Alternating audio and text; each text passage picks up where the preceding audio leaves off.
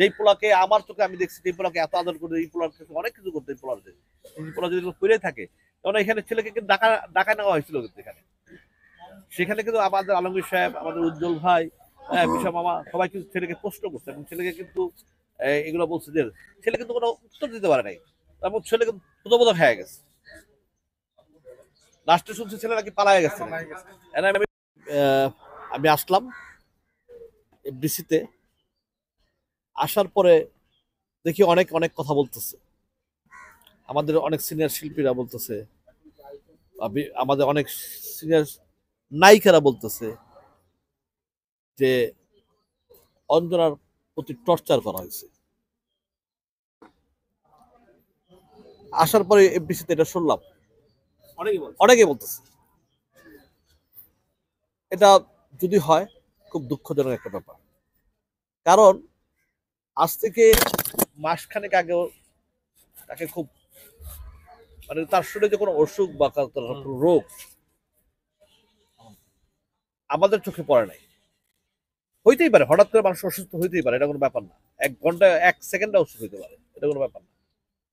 কিন্তু যেই কথাগুলো এখন এফডিসির প্রত্যেকটা শিল্পী এবং আর্টিস্টদের মুখে মুখে, যে তার প্রতি টর্চারিং করা হয়েছে, বা তাকে যেমন একজন বলল যে তার ছেলেই না তো এটা, এবং অনেকে বলতেছে তার ড্রাইভার, তারপর তার ছেলের কথা, অনেক অনেক কথা বলতেছে। এখন আমিও এতটা যাই না, আমি যদি এই ধরনের হয়ে থাকে অনেক দুঃখজনক একটা ব্যাপার। অঞ্জনার মতো বাংলাদেশের একটা নায়িকার যদি এই ধরনের কোনো ঘটনা ঘটে থাকে, খুবই খুবই দুঃখজনক ব্যাপার। আমরা আমরা কিন্তু মানে সে আমাদের সাথে সবসময় বন্ধু, মানে সবসময় আমাদের মতো বন্ধুর মতো চলাফেরা করছে। সে একটা বিপদে পড়লে 2টার সময় আমার ফোন করে, রাত 1টার সময় ফোন করলে সে আর ফোন ছাড়তোই না। তার জীবনের অনেক কথা আমাকে বলতো, এবং সে আমাকে খুব ভালো ভালো কথা বলতো আমাকে। ইকবাল, তুমি এমনি চলো, এইভাবে চলো, আমাকে প্রচুর গাইড দিত। হ্যাঁ, তোমার তোমার অন্যরকম তুমি একটা জায়গায় আসছো, হ্যাঁ, সে এত সুন্দর সুন্দর কথা আমাকে বলতো, আমাকে বুঝাইতেছে। তাই এখন পৃথিবীতে তো মানুষ একদিন চলে যেতেই হবে। আর আমি যেই ঘটনাটা বলছি, এই ঘটনা যদি হয়ে থাকে দুঃখজনক ব্যাপার। এবং আমি আমাদের সব সিনিয়র নায়ক নায়িকাদের সবাইকে বলছি, 2টা সমিতি আছে, একটা শিল্পী সমিতি, একটা ডিরেক্টর সমিতি। আপনার ওইখানে যোগাযোগ করেন, যদি এই ধরনের ঘটনা হয় তারাই ব্যবস্থা নেবে। সমিতি যদি ব্যবস্থা নেয় খুব ভালো হবে ইনশাআল্লাহ। গোসল করার সময় নাকি অনেকে দেখছে যে শরীরে আঘাতের দাগ বা একটা দাগ পাওয়া গেছে নাকি, এমন একটি কথা ডাক্তাররা বলে দিয়েছে। এই বিষয়টা কি জানেন? ডাক্তাররা যদি, আমি এটা জানি না, যে এখন শুনলাম তোমার মুখের থেকে, ডাক্তাররা যদি এটা বলে দেওয়া থাকে শরীরে আঘাত, তাহলে তো নায়িকাদের কথা, ওদের কথা, সবার কথা তো ঠিকই আছে। তাহলে তো এটা এইভাবে যায় না। যাই হোক, যদি ডাক্তার বলে থাকে, আমি জানি না, এটা তুমি এখন বললো আমাকে, যদি ডাক্তার এটা বলে থাকে তো এটা খুবই দুঃখজনক ব্যাপার। এবং আমার মনে হয় আইন সবার জন্য 100 বার। এবং যদি এই ধরনের ঘটনা সত্যিই ঘটে থাকে, আমি তো বলবো 100% তাকে আইনের আওতায়। আমি আমি আমাদের যারা সিনিয়র, যারা আলাপ করছে, আমি সবাইকে বলছি 2টা সমিতি আছে, ওই সমিতিতে আপনারা আলাপ করেন। সমিতি যদি ওই ধরনের মনে করে, সমিতি ব্যবস্থা নেবে।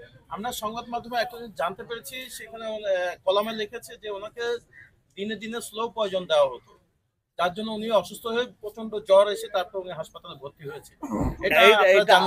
এটা আমার নলেজে নাই। হ্যাঁ, বাট আমি যেটা শুনছি এখানে আছে, আমি গতকালকে তো এটা শুনি নাই, আজকে এখানে এসে যে শুনছি মানুষের মুখে মুখে কথা বলা, হ্যাঁ, এইগুলো খুব মানে খুব দুঃখ হয়, মানে খুব কষ্ট হয়েছে কথাগুলো শোনার পর সবার মুখে। এই নায়িকা মুক্তি আছে, তারপর যারা যারা আছে, পলি আছে, হ্যাঁ, যারা যারা বললো এসব, আমি তাদের কথা শুনে আমি নিজেই শক, কিভাবে সম্ভব এটা। যেই পোলাকে আমার চোখে আমি দেখছি, এই পোলাকে এত আদর করে, এই পোলার কাছে অনেক কিছু করতে, এই পোলা যদি করে থাকে, তখন এখানে ছেলেকে কিন্তু ডাকা নেওয়া হয়েছিল কিন্তু এখানে। সেখানে কিন্তু আমাদের আলমগীর সাহেব, আমাদের উজ্জ্বল ভাই, হ্যাঁ, বিশা মামা, সবাই কিন্তু ছেলেকে প্রশ্ন করছে, এবং ছেলেকে কিন্তু এগুলো বলছে যে ছেলে কিন্তু কোনো উত্তর দিতে পারে নাই, তারপর ছেলে কিন্তু প্রথমত হয়ে গেছে। লাস্টে শুনছি ছেলে নাকি পালায় গেছে। আমি যাই না, সত্য না হ্যাঁ ছিল না।